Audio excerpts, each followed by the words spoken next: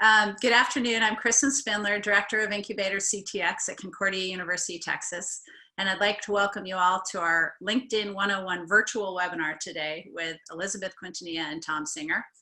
I'd also like to welcome Hannah Watson and Ben Balin, who are our students at IncubatorCTX, and they're really helpful behind the scenes. So thank you to them as well.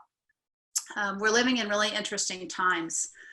We're seeing the business and community leaders develop new skills to work creatively and collaboratively to solve problems.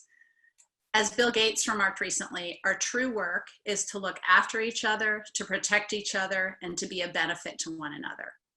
We're striving to keep our community connected to one another during this time and to help you all develop important skills. We're grateful to partner with Tom and Elizabeth to bring you this LinkedIn series. Tom is a professional speaker. He emceed our inaugural Pitch Perfect Student Startup Competition at Concordia on February 20th, which seems now like a long time ago. Different world. Yeah. Elizabeth is a marketing expert and a mentor to IncubatorCTX. The format of today's webinar will be about 45 minutes with Tom and Elizabeth as they take us through their presentation. We'll leave 15 minutes at the end for question and answers. For those new to Zoom, you have a chat function at the bottom of your screen where you can type in a question. Hannah and Ben are going to be monitoring those questions for the end. You've also got a reaction button where you can give a clap or a thumbs up. So let's all give a virtual warm welcome for Elizabeth and Tom today and for our first online IncubatorCTX workshop. Take it away. All right, I'm going to go ahead and start sharing the screen for the slide presentation, Tom. Okay.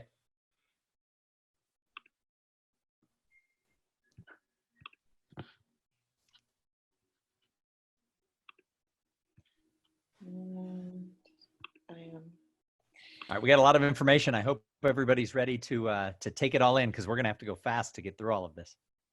Okay. Are you seeing the presentation, Tom? Yep. Yep. Okay.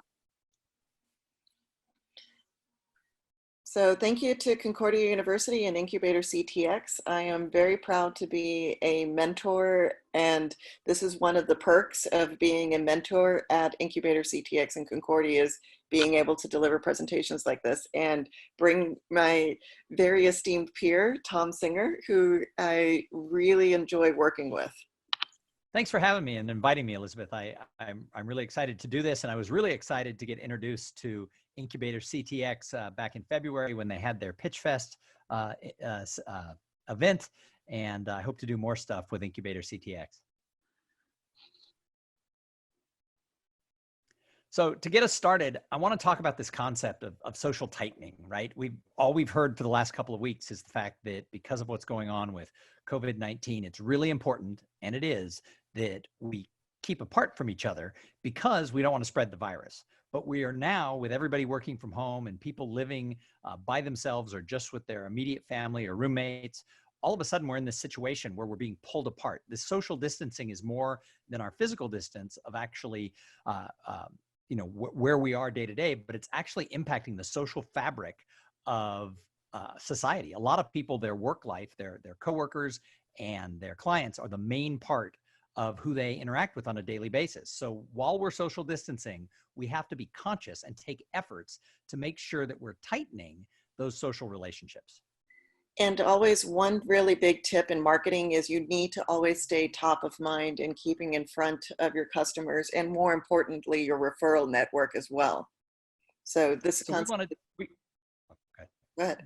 We wanted to talk about LinkedIn because while social media and LinkedIn is not the answer to all of this, I mean, long before we were dealing with this crisis that we're involved with now, society was more pulled apart. You'd think we'd be closer together because of all of the social media tools that we have, but studies have showed that a lot of people feel disconnected and lonely long before this started. However, these tools are great when used properly, and that's what we wanted to talk about today. Yes. And what's our very first tip here?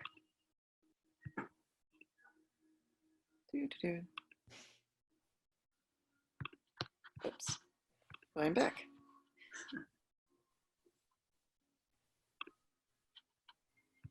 Apologize.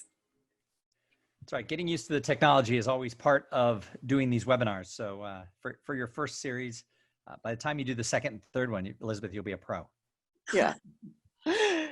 And we have closed captioning as well for this webinar here now, since I turned that on. One of the really important things is LinkedIn takes a lot of time. You can spend an hour a day, you can spend 15 minutes a day, but this is a piggy bank thing. So every little thing that you do builds on top of each other. And the first tip is take the time to make yourself look awesome, because whether you know it or not, LinkedIn in the business world is often the first impression that you make. And one of the things that we've heard for generations is you only get one shot to make a first impression. And so you need to make sure you're paying attention to the way you've set up your LinkedIn, the photo that you use, the way you describe yourself, etc. And I wanted to highlight in this dashboard, there is a section here, especially for the Concordia students who are graduating. Make sure you actually take the time and say career interest, and let recruiters know that you're open so that your profile shows up, and as well as be part of their career advice platform.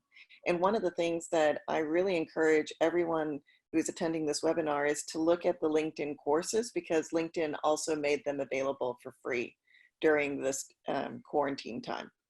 And LinkedIn courses are actually really good. It used to be, they bought lynda.com. So there is so much career and business information that's out there on the LinkedIn platform, both officially from LinkedIn, like those courses, and then everything else. So it's a great resource for you if you're trying to learn and grow.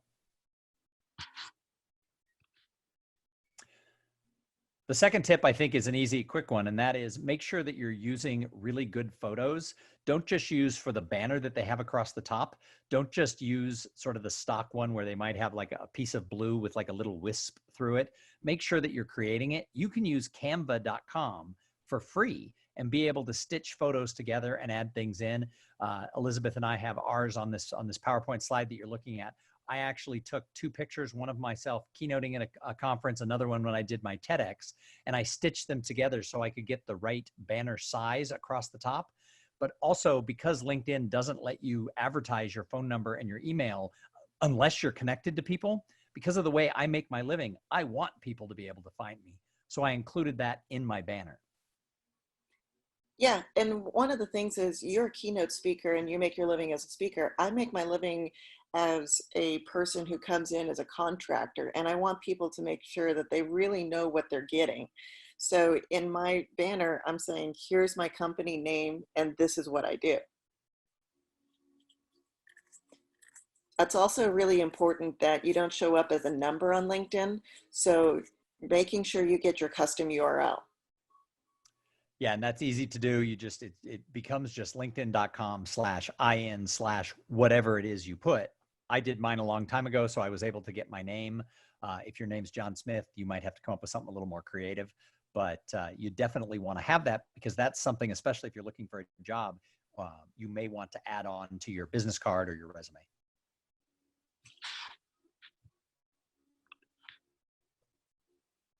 Headlines.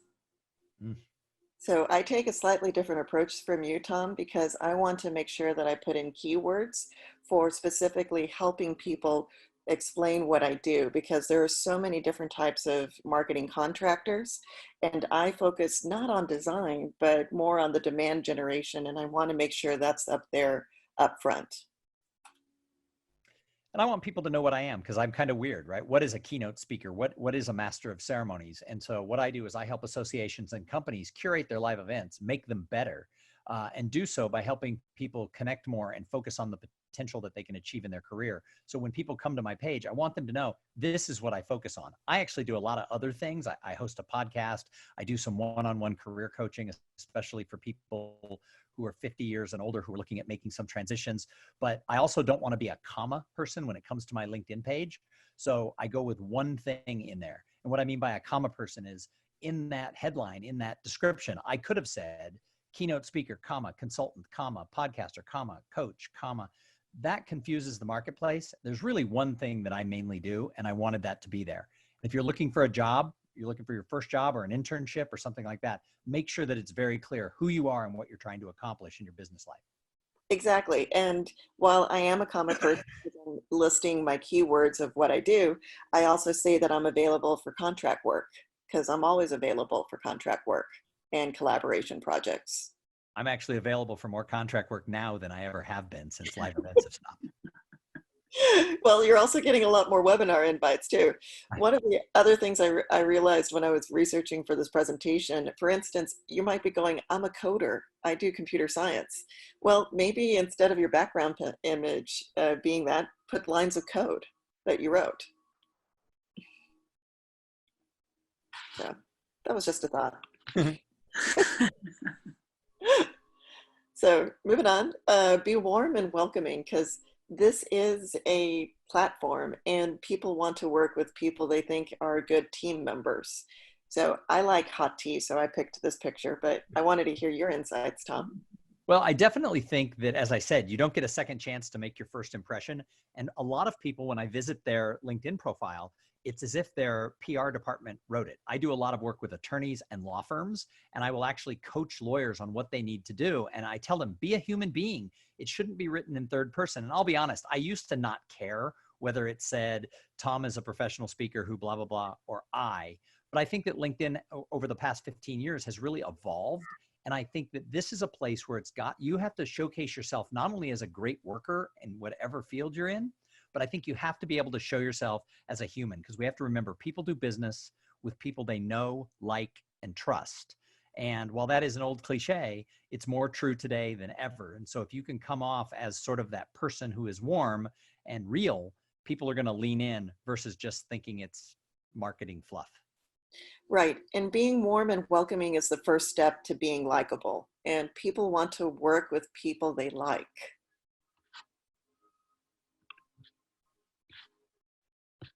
So this is one that I think is really important, and that is highlight your best self, not just your job duties. And so Elizabeth created a screenshot of some of my more current stuff, but if you were to go to my LinkedIn profile, and if you were to scan down, when you look back at jobs that I had 15 years ago, 10 years ago, 20 years ago, one of the things I do is I talk about what I did. I was the marketing director for a law firm for their Austin and Dallas offices. But part of what I did is I coached the lawyers on business development and interpersonal skills. And so I mentioned that type of stuff in that job description that I did, because I don't work for a law firm anymore. I don't do law firm marketing per se. However, I do work with law firms and I do work with lawyers. So I list those skills of how I learned it. So make sure you're not just giving sort of name, rank, and serial number when it comes to job descriptions that you did in the past, but also relate back to what those job duties mean in your current role of what you do.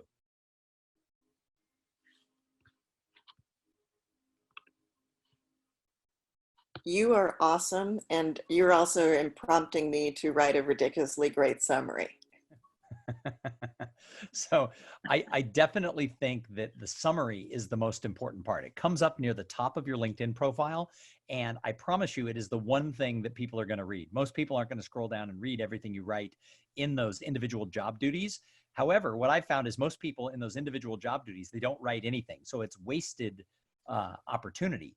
But up in the summary, if you don't have a summary that is robust and full, you're really leaving it out, because that's the first thing that people take a look at. So you want to make sure that it really talks about who you are and why they want to work with you. And don't think if you're not a marketer, you can't write a good summary. For instance, I work with a lot of people that are in the tech industry. And if you're looking for a job as a programmer, there's great avenues, of course, but this is also a great little place to show and highlight some code.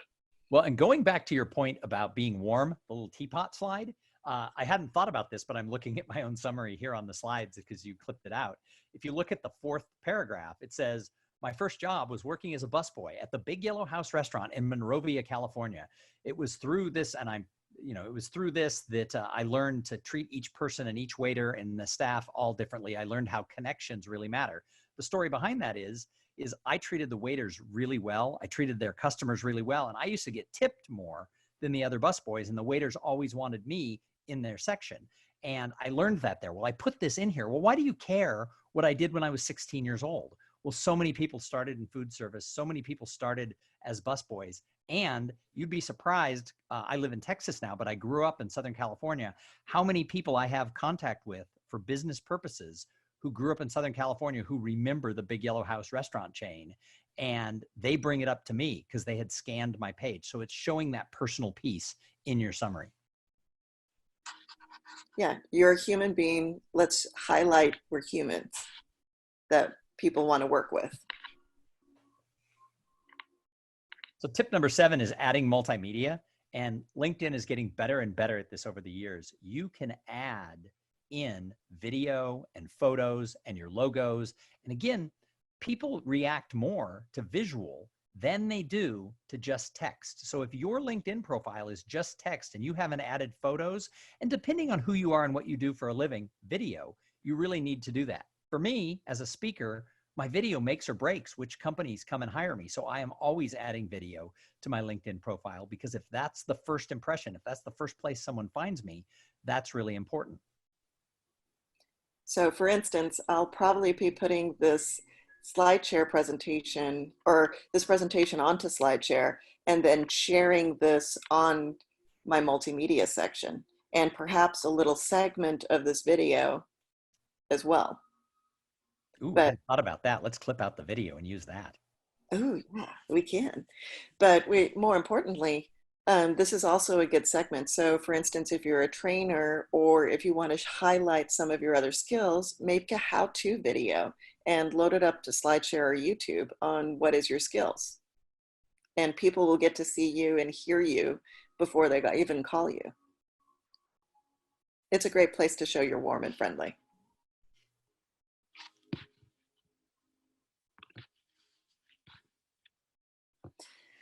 Now, for instance, for me, it's very critical, and most of my work is actually behind a non-disclosure agreement or an NDA.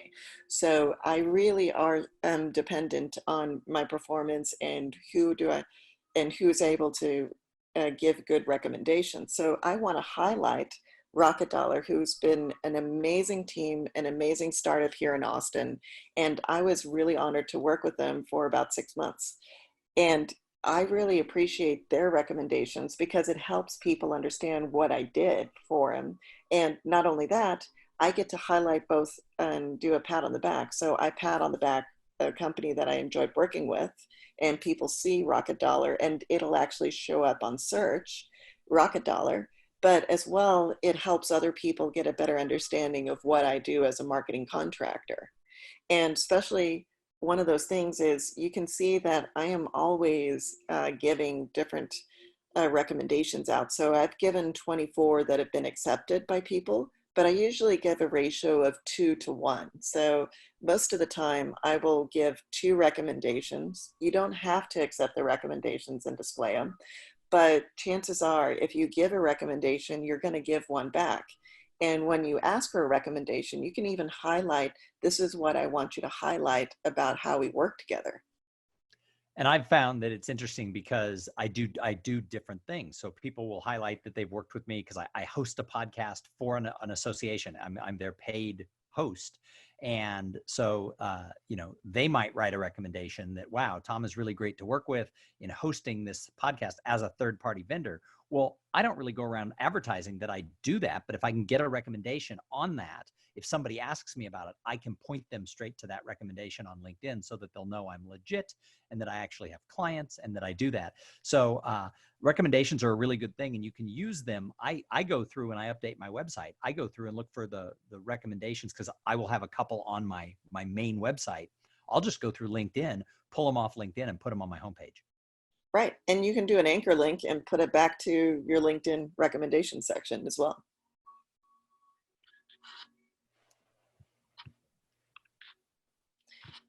Another little trick is managing your endorsements.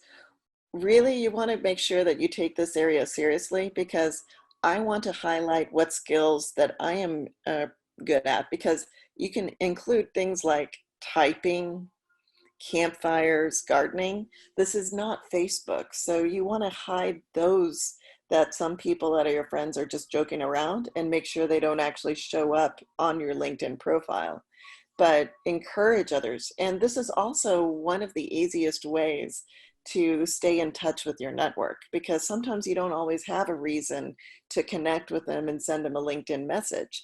But you can always show up on top of mind by endorsing them for a skill, especially one that they want to highlight.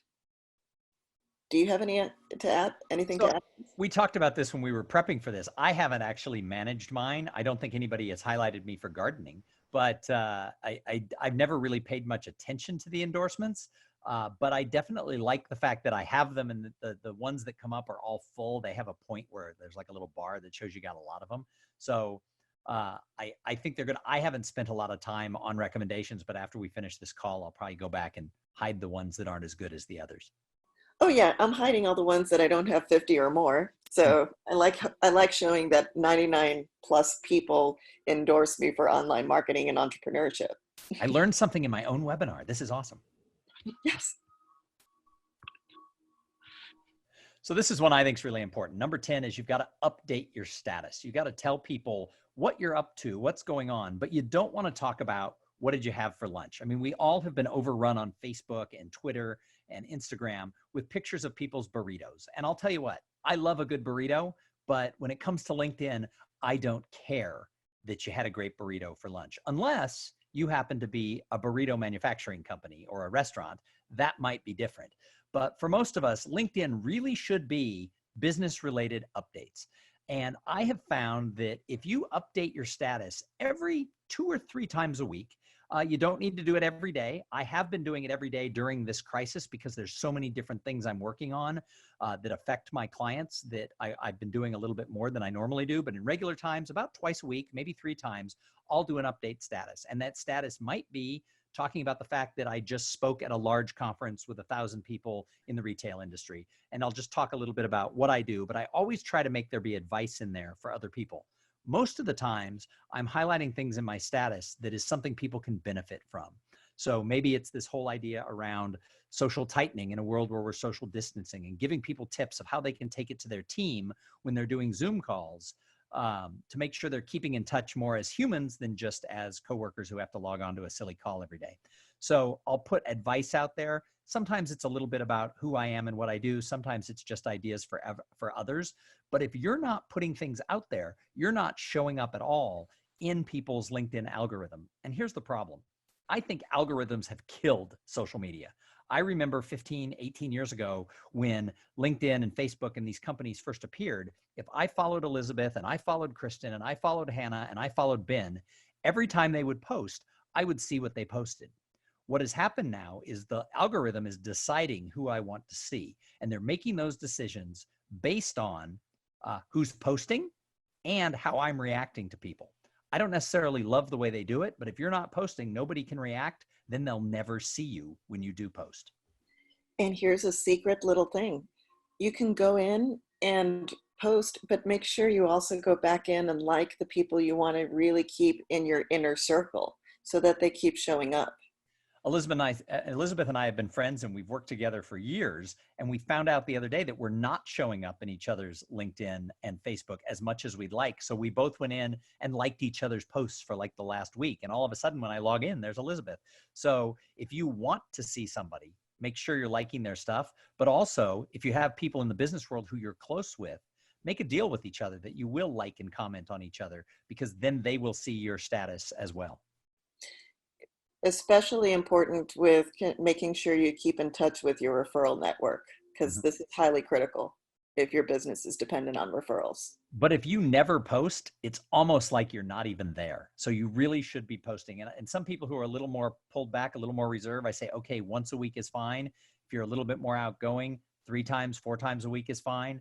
But you don't want to be just like you don't want to overpost. We all have those friends on Twitter who every time you log on, there's 9,000 things. You don't want to overpost. You also don't want to underpost.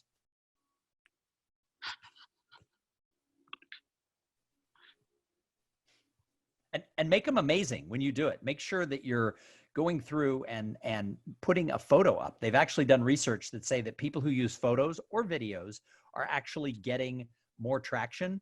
So what I've done of recent, and this is newer, is I've started using Canva and just finding interesting designs. The example that Elizabeth chose for this slide happens to be 2 of my more recent posts. One was a virtual comedy open mic night that I did. And I am not a professional comic, but I have used comedy as a way to learn more about business. And there's a lot of really weird parallels. So I've done almost 100 open mic nights. And I was like 8 away from that special number 100, and it didn't get here. So I've started participating in some virtual open mics that are happening in Austin and around the country. And the first virtual comedy show that I did, I took pictures of myself and the screen and I just created that. And then I wrote a post about how, hey, look, everybody's going virtual. Even just open mic night amateur comics are having to go virtual. And I wrote about the tips on that. But I created that nice visual that you see down at the bottom so that it'll catch people's eyes. So make those posts look good by using really cool images. And I do believe that open mics and other public speaking places like Toastmasters will help you as well during the current Zoom environment, because a lot of people still have, hesitations about putting themselves out there on public speaking. So yeah, that's a whole nother webinar that we can do about, one, public speaking in front of live people, because that is still considered one of the biggest fears people have. But number two, as we move into this virtual environment, a lot of people are really nervous about coming on video and actually having conversations with the screen. Or if they're not nervous, they have a tendency to sort of look down and they'll look at their own picture as they're talking the whole time instead of looking at the camera. So we could do a whole nother one on how to virtually present. okay, we'll talk about that later and get on the incubator schedule. Groups, highly important, because one of the things is you want to not only join groups on your industry area, but maybe also peer groups. And this is actually one of the greatest ways of connecting with people you don't know, because most people will accept an invite if they know that you're in the same 2 or 3 groups that they are. Because one of the things that have really helped me in my career, and especially in my transition, because if you go into my LinkedIn profile, I've actually transitioned out of aerospace engineering into a marketing career. And for most people, that's like a big leap. But when you actually look at what I do in marketing, I love data and analytics, and I do also a lot of coding. And so I bring the peer skill set from one industry to another. And this is where I looked to find mentors, and this is where I looked to find other peers and people to learn from. So I kind of like the recommendations. I belong to a lot of groups, but one of the things I haven't been really vigilant about is going in and commenting. I always want to avoid, especially if I'm a vendor to the organization, not being the sales guy. We've all, if you participate in groups, whether it's on LinkedIn or in chat rooms for associations you belong to or whatever, there's always that vendor who's like, I have an answer to that. I sell that. I do this. So I've sort of avoided being sort of that person who chimes in every time because I don't want to be too salesy. But what I've learned from some peers is you don't have to be going, hire me, hire me. But if you can chime in and have actual things that advise people and help them go farther, like Elizabeth, knowing about coding, talking to marketing, or vice versa, all of a sudden you become a valued resource. Then they'll figure out that you buy, that you sell what they're talking about. So you want to participate in groups, but you want to be also cautious not to be that person.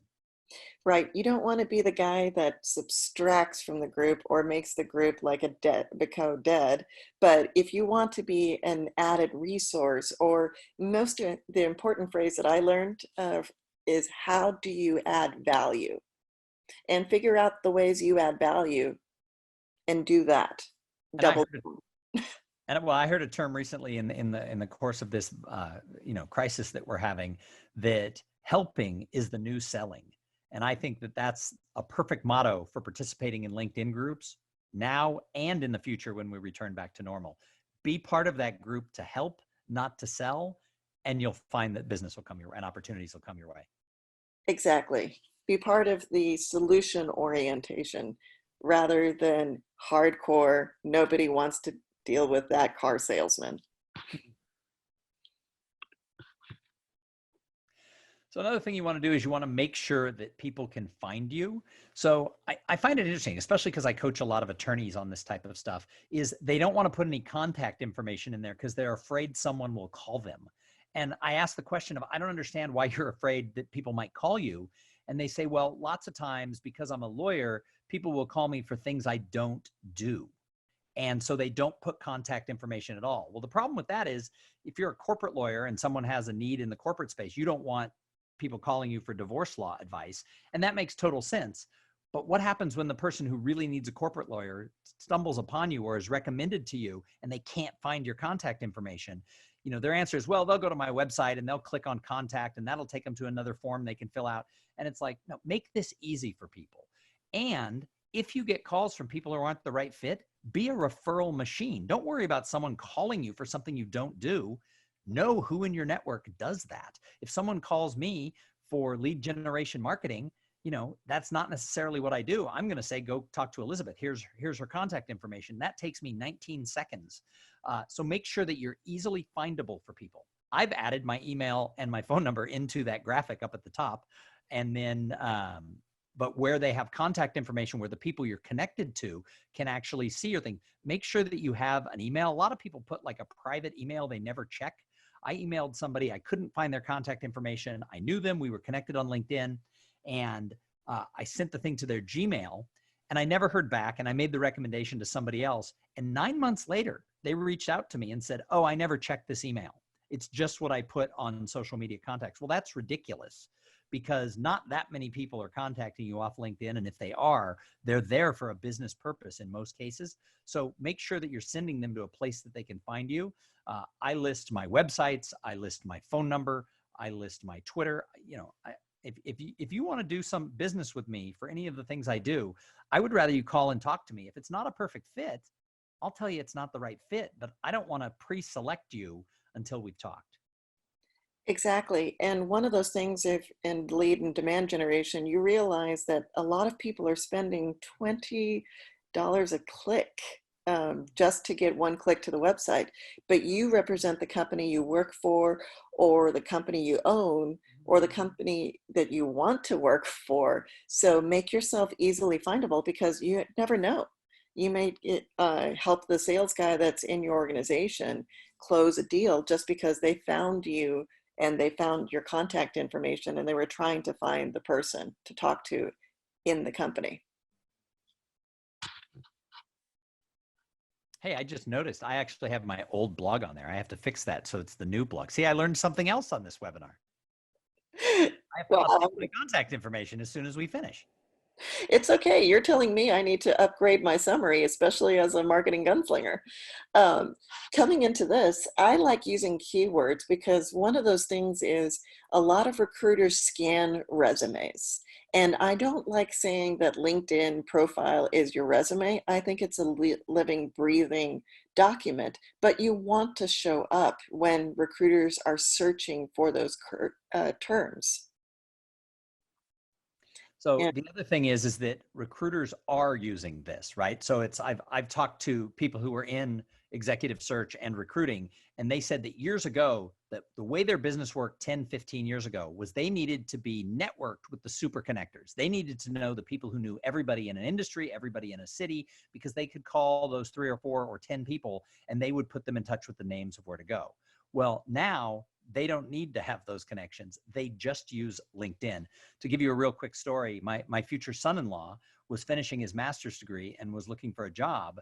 And he didn't have a LinkedIn profile. He'd never really had a job. He's a mathematician. And he built a pretty robust LinkedIn profile as he was finishing his master's degree and just starting his look. And my answer was, oh my God, you should have done this forever ago. What do you mean you're doing this now? And yet, within about a month, he started hearing from headhunters because he has a very specific niche of who he is and what he does in his field. And it was so specific and so niched. What we learned was executive search and headhunters for what he was eventually going to go do as a job. They constantly are doing searches for those terms. And there were like 4 terms that made him extravagantly unique. So when he structured his LinkedIn profile, he might have had a future father-in-law who helped him with that. He used those terms in his summary and in his descriptions. And within a month, he started hearing from headhunters and he ended up getting 7 interviews and 3 or 4 job offers and started a job like 5 months later in a very streamlined manner in a very competitive field. And so I was blown away by how powerful those keywords were, especially if you work in a niche, because that's where the people who are looking to fill jobs, they just go to LinkedIn and they look for who shows up. Exactly. And if you're curious of how people are using the keywords, go find 10, 15 profiles and take what you like best out of those profiles and adapt it to your profile.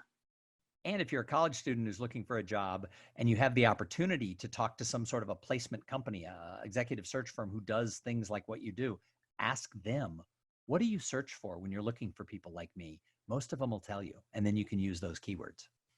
Exactly.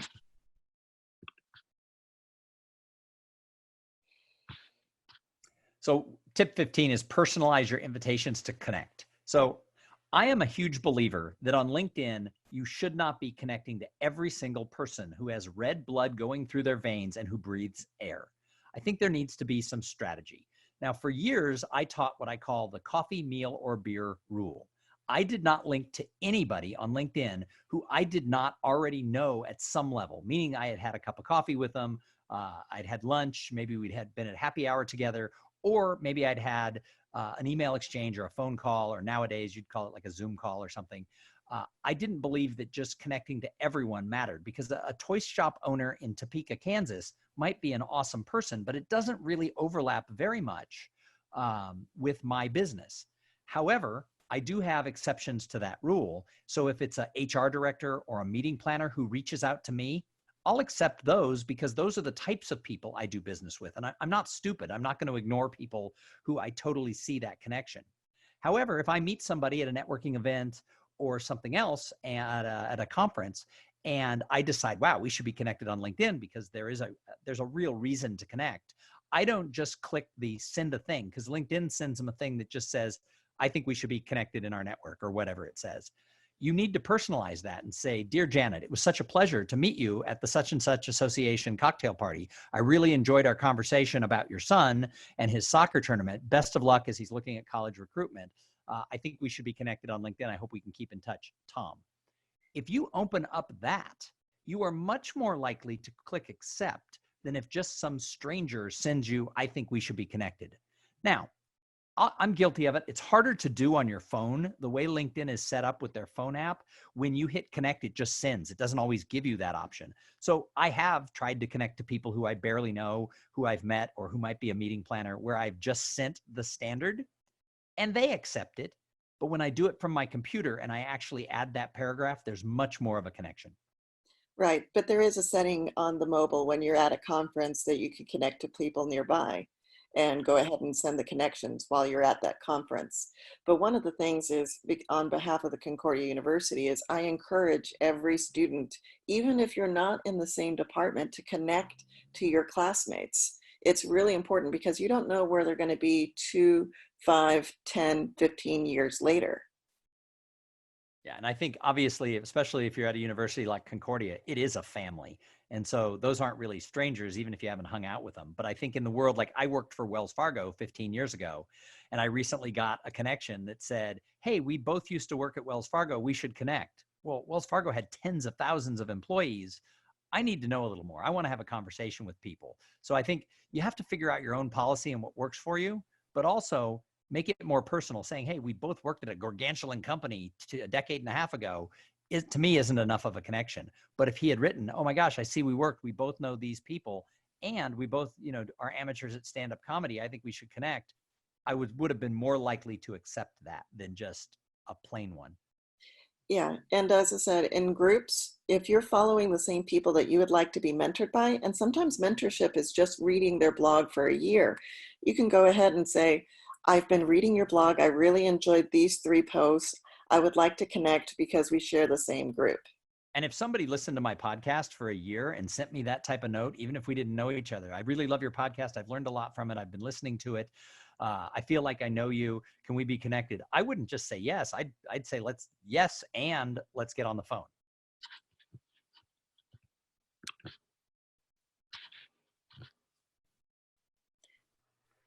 So People will know what you're liking on LinkedIn. Go ahead and tell them. Well, I was just going to say that one of the things you want to do is strategically use that like button and comments, because that lets people know that you're paying attention. I post a lot on LinkedIn, and some posts get a lot of engagement, some don't, but I pay attention to every single person who hits that like button or leaves a comment. And part of that is I want to know what's resonating with who. And part of it is, let's face it, we get that adrenaline rush, that dopamine inside of us that are like, people like what I had to say. So if you want to get on somebody's radar screen, follow them on LinkedIn and then strategically like and comment, and they'll sort of know you exist after a while. Even if you just met briefly, you know, had one of those 5-minute exchange business card conversations, if you like their stuff, they'll know you're out there. They'll remember you more. And it's not only the person, but sometimes they're connected to a company and you can follow the company and they'll also appreciate if you liked the company's posts. But don't like everything, right? So on Instagram, I have a teenage daughter and she literally will sit there and just scroll through her entire screen and just go like. I shouldn't even look at the pictures. Don't be a teenager and you're just like everything of everybody you're contacted to, because then it's just confusing for you. Plus, when you hit like, some of the people in your network may see that you liked that. Their algorithm shows Elizabeth liked Tom's quote. So if there's something, if you're just liking everything, I could say something dumb. And if you like it, it'll tell your friends you liked something dumb. So make sure you're liking things that matter. Right. Don't act like a bot. Right. Oh, that's good. Yeah. There's actually a bot that goes back through and likes everything. I've had to turn that off for people. Don't do that. Yeah. Perhaps one of the greatest skills in LinkedIn is it sends you an email regularly, and you have a setting on your network and you can go back in and say, congratulations. I really appreciate Tony Harris because she got me started as a trainer in Constant Contact when they used to have trainers go out, and we've kept in touch all these years. But one of the things is say congratulations, keep in touch. If it allows you to say happy birthday, go ahead and remember to say happy birthday on LinkedIn as well as Facebook, because it's an easy way of just staying in touch with your network when you have nothing to say. Yeah, and they'll tell you when people get new jobs and stuff like that. And I've changed jobs before, and I like it when people reach out and tell me congratulations. We're, you know, humans are funny people. We have this thing that we want to be seen, we want to be liked. And while I don't think that social media and LinkedIn replaces really picking up the phone and calling your friend and saying congratulations on the new job, or, you know, showing up and saying happy birthday in person with a balloon, I don't think it's as good as that. But sometimes it's as good as we get. And in these times where we are socially distanced, you can use how you comment and create as a way to tighten that relationship. But again, much like we were talking about the invitations, make it personal. Don't just say congratulations on the new job. Say congratulations on the new job. They're so lucky to have you. I know that because we worked together 15 years ago and you were great then. I'm sure you're better today. That would make somebody go like, wow. And it'll also make them pick up the phone and call you. I actually had a situation this week where I commented on something on LinkedIn, and a former employer called me and they said, hey, I bet you're not working a lot right now. Maybe you could put together a proposal to do a webinar for my team. Now, this won't be a lot of money, but the fact that I had commented on something, he thought about me, realized that my situation might be, you know, a little sketch right now, and reached out and said, hey, make a proposal. I don't know that we're going to do the business, but it was because he saw my name come by on something I commented on. Exactly.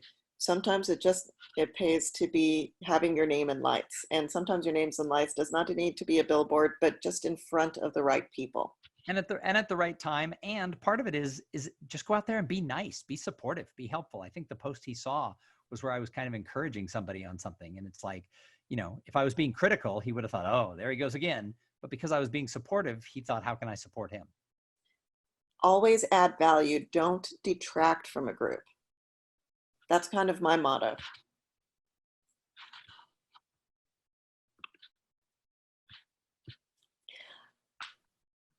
So I want to jump in here just for a second. Tom and Elizabeth, you guys are awesome. And I am learning so much from this, and I hope everyone is too.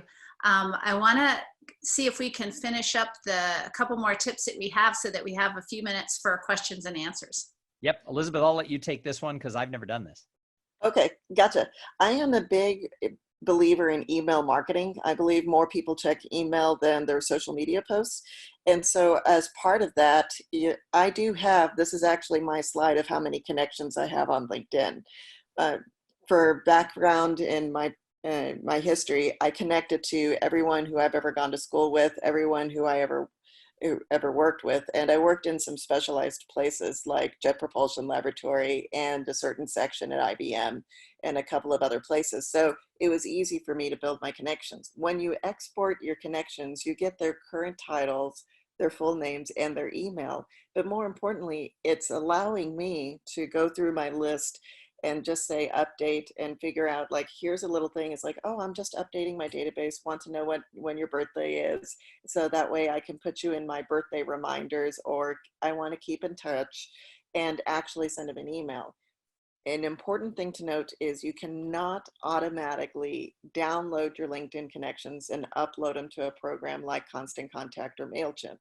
That is actually not legal, and you'll get in trouble and have your account closed by either one of those firms.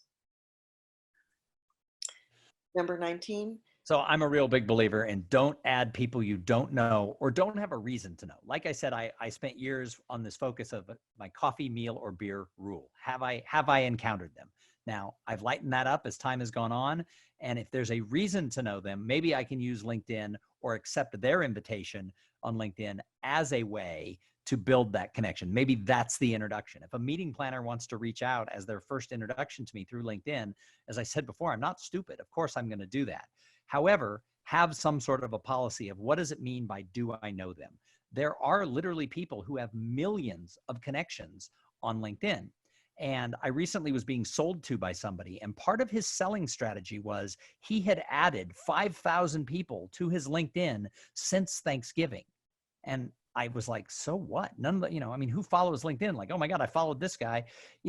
We all are connected to lots of people. I'm connected to thousands of people because I go to a lot of events. I drink a lot of coffee. I drink a lot of beer. I've met a lot of people, but I don't know offhand who all those people are after 15 years.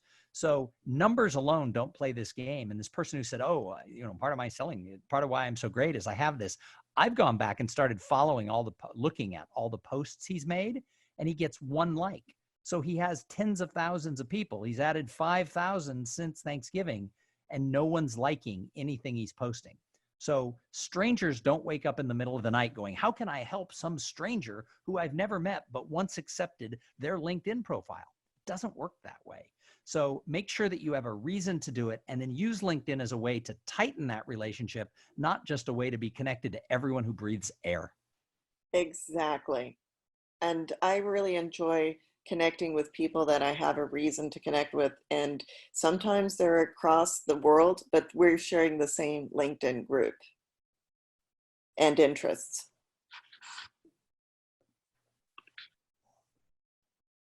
And the last tip, go ahead, say it. Be positive. Especially in today's world, there's a lot of stuff out there on social media that the sky is falling. And you know what? We're in a really rough, unprecedented time. At no point in the last, ever have we had to have this, shelter at home for the whole world situation. It's scary.